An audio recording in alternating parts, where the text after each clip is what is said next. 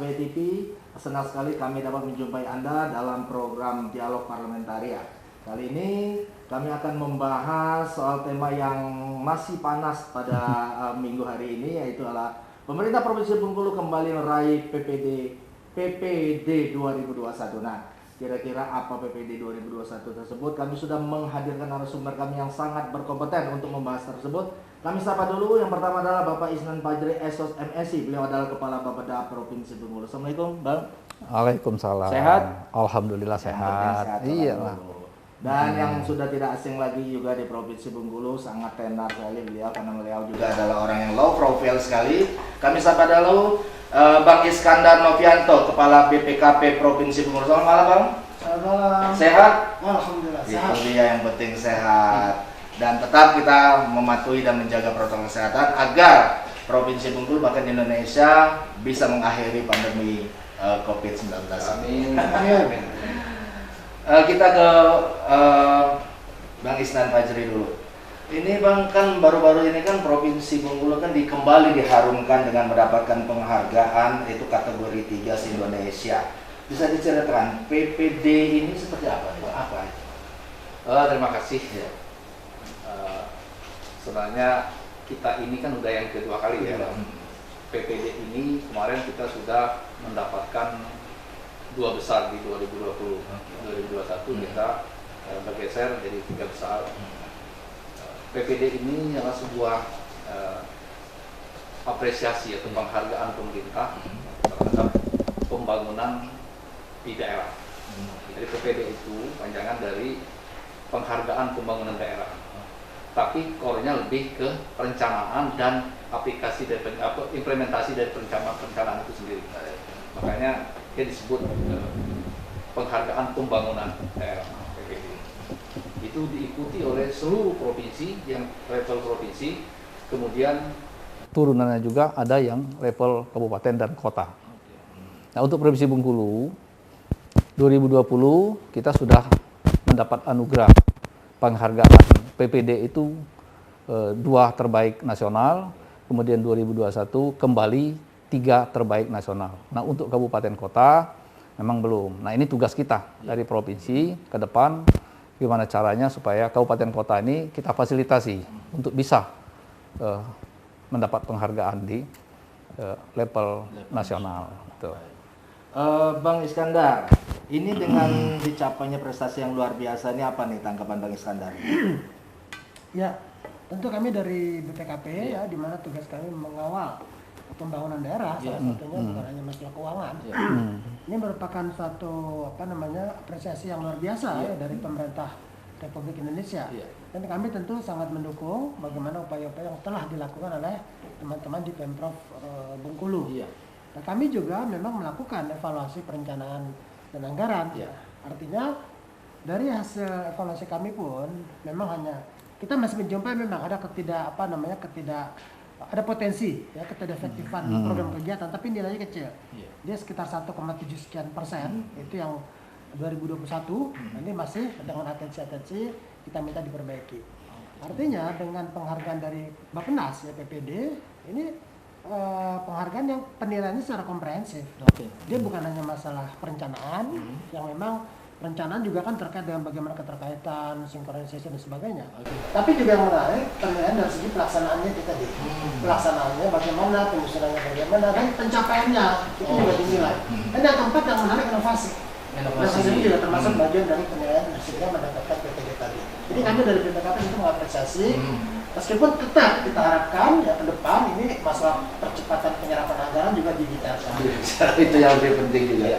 Oke. Bang Isnan, ini kan kalau kita lihat 34 provinsi ya, Bengkulu di peringkat ini luar biasa sekali. Selain yang sudah disampaikan Bang Iskandar tadi, ini apa nih indikasi kita kok bisa dapat sampai 3 besar? Kan luar biasa nih, Bang. Saya ulangi sedikit, tadi sudah disampaikan oleh Pak Iskandar. Memang penilaian ini Tahapannya panjang. Yang pertama itu udah pasti ya, karena ini awalnya itu, hulunya itu dari perencanaan. Mekanisme perencanaan kita ini dinilai. Ya, itu secara dokumen mereka nilai. Ketepatan waktu, kelengkapan, kemudian mutu perencanaannya, semua dinilai oleh tim. Tim ini ada 2.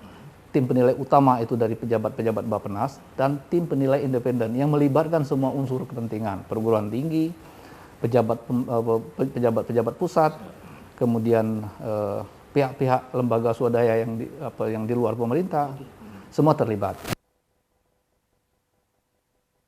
Kita dikasih informasi bahwa pemerintah Provinsi Bengkulu masuk untuk penilaian berikutnya. Penilaian berikutnya karena di zaman pandemi kemarin mereka melibatkan ORI. Ya. Jadi tim dari Ombudsman Republik Indonesia itu yang melakukan penilaian di masing-masing provinsi atau di daerah. Ombudsman kita yang di Ombudsman pusat bekerjasama dengan Ombudsman Provinsi Bengkulu. Oke. Ya. Karena kenapa? Kalau setelah kita tanya, kok kenapa Ombudsman? Karena salah satu lembaga yang paling independen. Ya. Makanya Ombudsman itu yang dilibatkan untuk melakukan penilaian lanjutan, faktualisasi lapangan. Nah, maka dilibatkan, dan biasalah kalau tim penilaian ini kadang-kadang kita kan nggak dikasih tahu. Iya. Tahu-tahu kita dinilai kan. Iya. Jadi seperti itu. Kalau di prinsip di kami ya, kita dalam bekerja itu bukan berarti kita menyiapkan diri untuk perlombaan penilaian. Iya. Kita bekerja itu sesuai dengan mekanisme yang ada. Kita sudah diatur oleh regulasi yang ada. Kita itu serang aja, kita kerja ikhlas, kerja sungguh-sungguh, kemudian kita kerja serius. Iya. Nah, masalah nanti pada akhirnya kita itu mendapat penghargaan itu udah bonus dari apa yang dikerjakan. Benar. Ya, karena itu yang selama ini saya terapkan selama saya katakanlah dituakan atau memimpin di Bapeda itu bekerja seperti itu. Kita kolaborasi dengan semua pihak, termasuk tadi apa yang direkomendasikan oleh institusinya Pak Iskandar yang selalu mengaudit kami atau menilai kami. Itu kekurangan-kekurangan itu selalu kita usahakan kita perbaiki.